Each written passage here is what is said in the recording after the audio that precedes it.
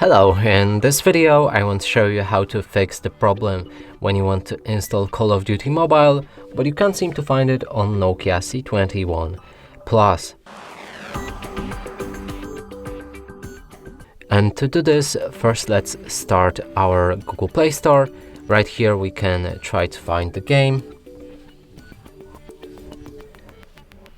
But as you can see, there's no real results that we're looking for.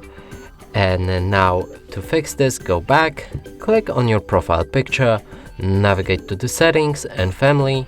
Here select parental controls and either disable parental controls entirely or go for apps and games, enter the PIN code, click on OK. Here select the PG16 at least and save the settings. Now we can go back and try to find the game, which should be right here on top, and we can click on to install it. And that's it for this video. Hope you like it. Please consider subscribing to our channel, leave a like and a comment below.